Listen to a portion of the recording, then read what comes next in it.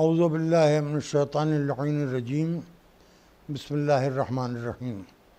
انسانی تاریخ واقعات، حادثات، خوشیوں، غم، فلسفوں، بدلتے ہوئے زمانوں کی تاریخ ہے، اور اس تاریخ میں زندگی اللہ کی طرف سے ہدایت کی شکل میں ہم کو انبیاء، مرسلین، پیغمبروں کے ذریعے ملتی رہی ہے۔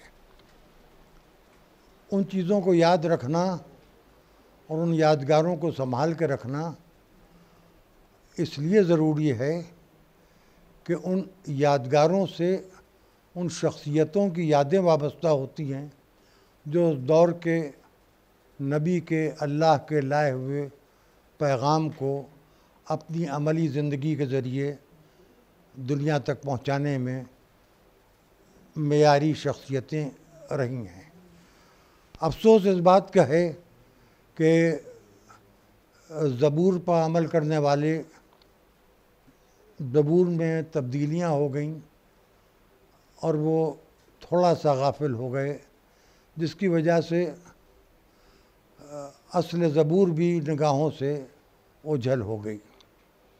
یہی تورات کے ماننے والوں کے ساتھ ہوا، یہی انجیل کے ماننے والوں کے ساتھ ہوا۔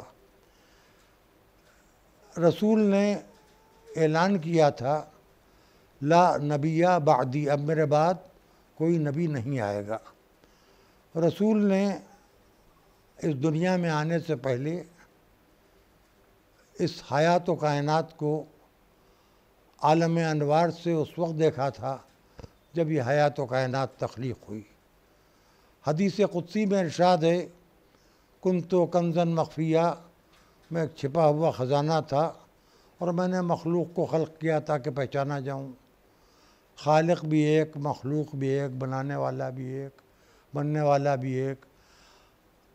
اس ایک بنانے والے نے اپنے تمام صفات کمال، صفات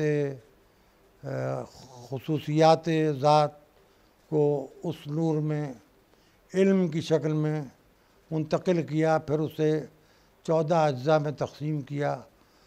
اسی لیے رسول نے فرمایا ہے کہ کلنا محمد۔ رسول آئے، مکے میں اعلان نبوت ہوا، پھر مدینہ میں آ کے رسول رہے، اور مدینہ رسول کے شہر کے نام سے آج تک پہچانا جاتا ہے۔ اس کا نام ہی مدینۃ النبی ہے، رسول کا شہر۔ لیکن رسول کے شہر میں ایک عظیم مقدس ترین قبرستان ہے جس میں ایسی شخصیتوں کے قبور ہیں، ایسی شخصیتوں کی قبریں ہیں کہ جن شخصیتوں کے بغیر ہمیں پیغام رسول صحیح طریقے سے نہ سمجھ میں آ سکتا ہے، نہ ہمارے ذہنوں میں بیٹھ سکتا ہے، نہ ہماری عملی زندگی میں آ سکتا ہے، اور نہ ہمارے عقائد صحیح رہ سکتے ہیں۔ ان شخصیتوں کے مقبرے وہاں تھے۔ پھر یہ ایک چیز اگر غور کیجئے، بغیر کسی الجھن، بغیر کسی تعصب اور بغیر کسی منٹل ریزرویشن کے، کہ ہر مذہب اور ہر تحریک میں جب اس تحریک کو مٹانے کی کوشش ہوئی ہے تو اس تحریک میں کچھ لوگ شامل ہوئے ہیں، اور انہوں نے شامل ہونے کے بعد اس تحریک کو بگاڑنے اور خراب کرنے کی کوشش کی۔ چنانچہ اسلام میں آغاز سے لے کے اب تک کے یہ سلسلہ جاری ہے۔ کچھ لوگ بہت ہی موحد، اللہ کے خاص بندے اور اللہ کے ولی ہونے کا دعویٰ تک کرنے والے لوگ پائے جاتے ہیں، اور ان کو ان سب لوگوں سے خاص عداوت ہوتی ہے جن کے ذریعے رسول کی سیرت، رسول کی شخصیت، رسول کا پیغام، رسول کی آواز، رسول کے الفاظ، رسول کا انداز، رسول کا چلنا، رسول کا رکنا، رسول کا اٹھنا، رسول کا بیٹھنا، رسول کا سونا، رسول کا جاگنا، رسول کی تکبیر، رسول کی نماز، رسول کا قیام، رسول کا رکوع، رسول کا سجدہ، رسول کا تشہد، رسول کا سلام، رسول کا روزہ، رسول کی زکوٰۃ، رسول کا حج، عمل رسول کی جتنی بھی شکلیں ہیں وہ ان شخصیتوں کے سے وابستہ ہیں. ان شخصیتوں کی قبریں جنت البقیع کے قبرستان میں جو مدینہ منورہ میں ہے پائی جاتی ہیں. ایک بہت ہی زیادہ عرصہ نہیں ہوا ہے، عبداللہ ابن عبد الوہاب نام کا ایک شخص نجد میں پیدا ہوا اور اس نے ایک اصلاحی تحریک کے نام کے اوپر بڑی خوبصورتی سے اسلام کو بدلنے کی ایک تحریک چلائی.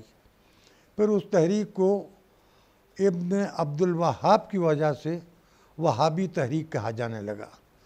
پھر اس میں وہ تشدد، وہ انتہا پسندی، وہ ظلم، وہ ستم جو انسان کے شریر انسان کے شر کا بنیادی جز ہے وہ اس میں بہت ہی سلیقے سے شامل ہوتا گیا. اور اس میں ایک لفظ جس کا بے پناہ غلط استعمال ہوا، جہاد فی سبیل اللہ.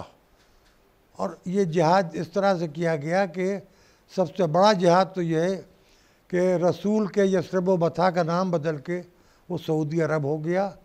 ایک خاندان اس کے اوپر قابض ہوا، اس نے حکومت اپنی قائم کر لی اور اس حکومت نے بہت سی چیزوں پر پابندی لگائی. اب جب کہ اس حکومت کا ولی عہد جو الحمدللہ امریکہ کا بہت مقبل ایجنٹ ہے، وہ کافی الٹرا ماڈرن ہے، وہ اس میں کچھ تبدیلیاں بھی لا رہا ہے اور خدا کرے وہ اور الٹرا ماڈرن ہو اور شیعوں کو، خصوصاً جو سعودی عرب کے اندر شیعہ رہتے ہیں احسا اور قطیف میں، ان کو وہ مکمل مذہبی آزادی حاصل ہو جس کے وہ حقدار ہیں. یہ شاہ سعود نے جنت البقیع میں جو قبروں پر روضے بنے ہوئے تھے ان کو مسمار کروا دیا. اس وقت ہندوستان میں وہابیت کی تحریک، جس کی کو آج کل اس کا مرکز تبلیغی جماعت کی شکل میں اس وقت کافی زیادہ ڈسکس کیا جا رہا ہے، یہ موجود ہے. اس وقت کی یہاں بہت کمزور تھی اور یہ تبلیغی جماعت جو ہے اس کے بانی یہ مولانا سعد جو اس وقت ڈھونڈے جا رہے ہیں، ان کے دادا بانی تھے. اس کے مغربی اتر پردیش سے یہ ہندوستان میں شروع ہوا تھا سلسلہ. اس وقت لکھنؤ میں ایک تاریخی یادگار جلوس نکلا احتجاج کا، جو شاہ سعود مرد آباد کے نعرے لگا رہا تھا اور جنت البقیع کے انہدام کی مذمت کر رہا تھا. اور اس میں ہمیں اس بات پر فخر ہے کہ فرنگی محل کے علماء اس میں پوری طریقے سے قیادت کر رہے تھے. اور اس سلسلے میں مولانا عبد الباری فرنگی محلی کا نام نہ لینا یا مولانا جمال میاں فرنگی محلی کا نام نہ لینا ایک طریقے سے ظلم ہے. ان حضرات نے بہت کوششیں اور کاوشیں کیں، اس میں ہمارے بزرگ بھی شامل تھے. پھر شیعوں میں یہ دو نام آتے ہیں. 8ویں شوال کو میرے والد مرحوم سرکار سید الملت نے یوم غم بسلسلہ انہدام بقیع جاری کیا اور سرکار عمدۃ العلماء عالی جناب مولانا جناب سید کلب حسین صاحب قبلہ عطا بصرہ، میں بچوں کو بتانے کے لیے، متوجہ کرنے کے لیے بتا رہا ہوں، یعنی جناب کلب صادق صاحب، مولانا کلب صادق صاحب قبلہ کے والد اور مولانا کلب جواد صاحب کے دادا جناب کلب حسین صاحب قبلہ نے ماہ سفر کے پہلے اتوار کو بیت الحزن کے عزا خانے میں، جو ایک ہندو راجہ جھاؤلال کا بنوایا ہوا ہے، وہاں اس یوم غم کی بنیاد ڈالی اور یہ دو سلسلے چلے. پھر 8ویں شوال کو ایک مجلس ہوتی تھی روضہ فاطمین میں، جو جنت البقیع کی شبیہ ہے اس وقت کے زمانے کی. اب تو وہاں بھی ماشاءاللہ بہت تبدیلیاں آ رہی ہیں اور نئی عمارت بنی ہے اور سجائی جا رہی ہے. اور وہاں سے ماتمی انجمنیں جلوس کی شکل میں حضرت عباس کی درگاہ تک جاتی تھیں، اور سفر کے پہلے اتوار کو شہر کے مختلف حصوں سے ماتمی انجمنیں بیت المال کے عزا خانے میں پہنچتی تھیں۔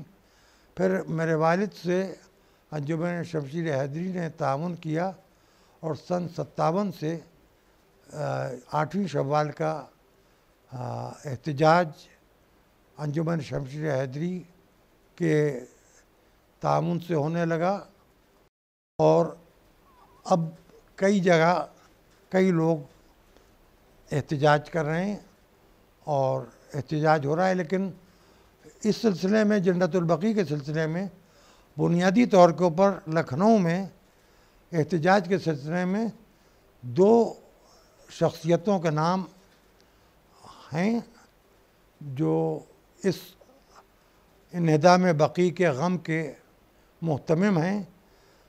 پہلے سرکار عمدۃ العلماء علی جناب مولانا سید کلب حسین صاحب قبلہ امام جمعہ لکھنؤ، اور والد مرحوم سرکار سید الملت مولانا سید محمد سعید صاحب ابقاتی، وارث صاحب ابقات۔ ان حضرات کا نام فراموش نہیں کیا جا سکتا اس سلسلے میں۔ پھر میرے والد مرحوم اس سلسلے میں بہت کوشش کرتے رہے، اور ایک وقت وہ آیا جب یہ کنگ فیصل کی حکومت تھی، اور کنگ فیصل تھوڑے لبرل تھے، اور میرے والد نے نجد کے علماء سے، مدینہ کے علماء سے اور مکے کے علماء سے استفتاء کیا، فتویٰ لیا کہ آپ کی فقہ کے اعتبار سے قبر پر کسی چیز کو رکھ دینا جائز ہے کہ ناجائز ہے۔ تو انہوں نے یہ فتویٰ دیا کہ قبر پر کسی چیز کو رکھ دینا جائز ہے، قبر پر کوئی چیز بنانا، تعمیر کرنا حرام ہے۔ میرے والد اس فتوے کو لے کے کنگ فیصل سے ملے، اور ان سے انہوں نے یہ کہا کہ ہم ذریعے بنا کے لا کے یہاں رکھ دیں گے، کوئی تعمیر نہیں کریں گے، کیونکہ یہ رسول کی بیٹی کی قبر ہے، جناب خدیجہ کی قبر ہے، جناب ابو طالب کی قبر ہے، امام حسن کی قبر ہے،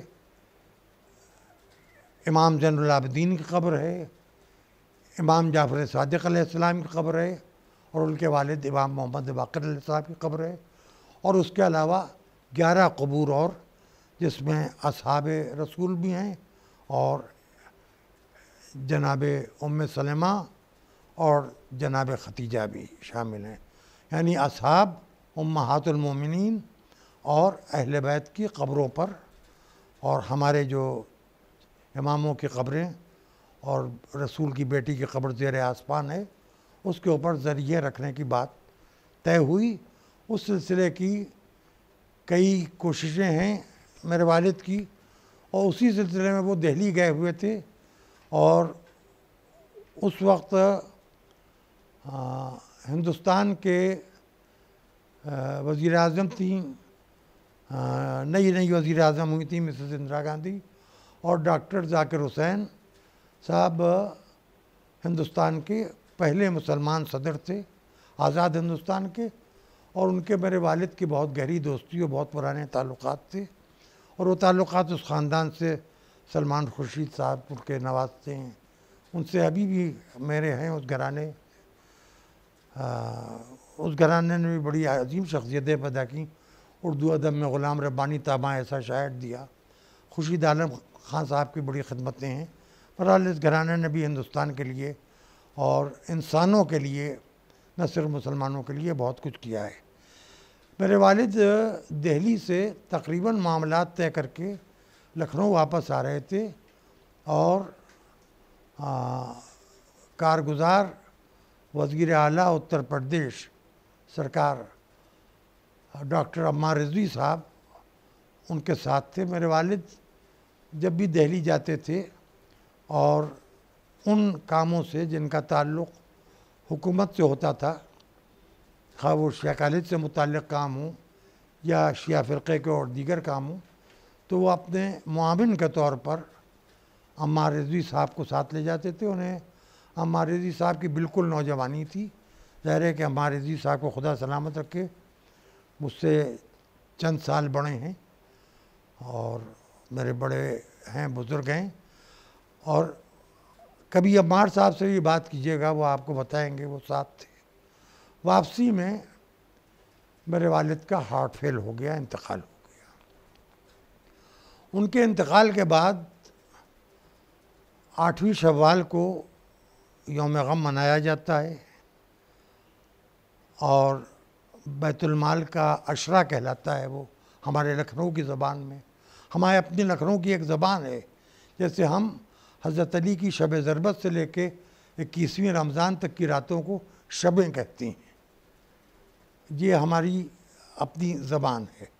اور جو کوئی مخصوصی ہوتی ہے اس مخصوصی کو ہم عشرہ کہتے ہیں. تو یہ بیت المال کا عشرہ بھی بہت مشہور ہے. اب تو اس میں ہزاروں سے زیادہ کا مجمع ہونے لگا ہے. 8ویں شوال کو بھی اب 6، 7، 8ویں شوال 3 دن مجلسیں بھی ہوتی ہیں اور یہ سلسلہ ہے. اور ساری دنیا میں 8ویں شوال کو یوم غم منایا جاتا ہے. انہدام جنت البقیع کے موقع کے اوپر یہ بات یاد رکھیے گا، 2 چیزیں. ایک تو یہ کہ امام حسن علیہ السلام، امام زین العابدین علیہ السلام، امام محمد باقر علیہ السلام، امام جعفر صادق علیہ السلام کی قبریں زیر آسمان ہیں. امہات المومنین کی قبریں زیر آسمان ہیں. رسول کے چہیتے صحابیوں کی قبریں زیر آسمان ہیں، جن کو رسول چاہتے تھے اور جو رسول کو چاہتے تھے، جن کو اہل بیت چاہتے تھے اور جو اہل بیت کو چاہتے تھے. غیر اختلافی صحابی ہیں. ایسے صحابی نہیں ہیں کہ جنہوں نے کسی کو قتل کیا ہو، کسی کو تکلیف پہنچائی ہو، کسی کا دروازہ جلایا ہو، کسی کی پسلیاں توڑی ہوں، کسی کے سر پر ضربت ماری ہو. ایسے صحابی نہیں ہیں کہ کسی نمازی کو قتل کر دیا ہو، کسی روزے دار کو قتل کر دیا ہو، کسی کو 3 دن کا بھوکا پیاسا رکھا ہو، زبردستی حکومتیں اختیار کی ہوں. بلکہ وہ اصحاب کے جو رسول کی سیرت کے اوپر چل رہے تھے اور رسول کے اہل بیت سے پوری طریقے سے تعاون کر رہے تھے. یہ قبریں زیر آسمان ہیں. یہ یوم غم منایا جاتا ہے. لیکن یہ یوم غم جو ہے، اس کے لیے میں بہت ہی کھل کے یہ کہوں گا کہ یہ یوم غم جو ہے ایک طریقے سے یوم براعت بھی ہے، یوم لعنت بھی ہے. اس میں اس شاہ سعود کے اوپر جو سعودی خاندان کی حکومت کا بانی بادشاہ ہے، اب تک کہ لعنت ہوتی ہے اور اسے ملعون کہا جاتا ہے اور ملعون کہا جاتا رہے گا. اگر اس کی اولاد چاہتی ہے کہ اس کی غلطیوں کی اور ان کے آباء و اجداد کی غلطیوں کی تلافی ہو جائے تو ہمیں سعودی عرب کی حکومت کے شیعہ نہ کل محتاج تھے، نہ آج محتاج ہیں، نہ کل محتاج ہوں گے. بلکہ سعودی عرب کو ہم ہندوستانیوں کے انجینئروں کی ضرورت ہے، ان کو ہمارے ڈاکٹروں کی ضرورت ہے، ان کو ہماری ٹیکنالوجی جاننے والوں کی ضرورت ہے، ان کو ہمارے سائنسدانوں کی ضرورت ہے. ہم ہندوستانی شیعہ، اور جب ہم ہندوستانی شیعہ آگے بڑھیں گے، ظاہر ساری دنیا کا شیعہ اس ثواب میں شریک ہونا چاہے گا. نجف کا گنبد دیکھ لیجئے، سونے کا گنبد ہے.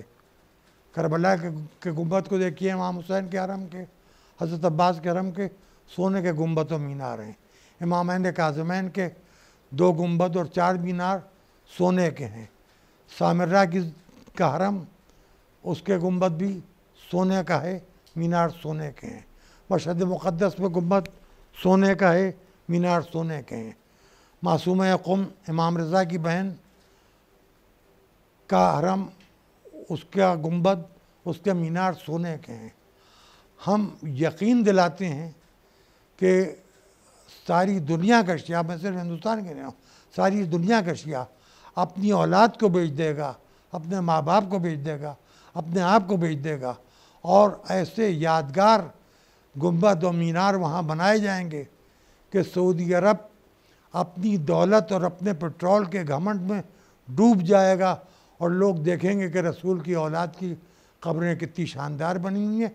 اور اسی بیچ اگر مجھ ایسے کسی سمجھدار شیعہ کو موقع مل گیا، سمجھدار کا مطلب یہ کہ جو لعنت میں سمجھدار ہو، میرا مطلب یہ ہے، موقع مل گیا تو رسول کی قبر، سیدھی رسول کی قبر، صرف رسول کی قبر، تنہا رسول کی قبر، اکلوتی رسول کی قبر، ادھر ادھر کھسکے بغیر صرف رسول کی قبر، اس کے اوپر بھی ہم زبردست سونے کی زری بنائیں گے، اس کو دنیا کے بیش قیمت ہیروں سے جڑیں گے، ہیرے جڑیں گے اس کے اوپر، اور رسول کی قبر کا گنبد، اور اس کے اوپر ہم 4 مینار بنائیں گے جس میں ان چاروں اماموں کے نام ضرور لکھیں گے آج جن کی قبریں زیر آسمان ہیں، بلکہ ہو سکتا ہے کہ 12 اماموں کے نام کے 12 مینار بن جائیں، ہو سکتا ہے اس سے زیادہ مینار بن جائیں، مگر صرف رسول کی قبر پر، صرف رسول کی قبر پر، صرف رسول کی قبر پر۔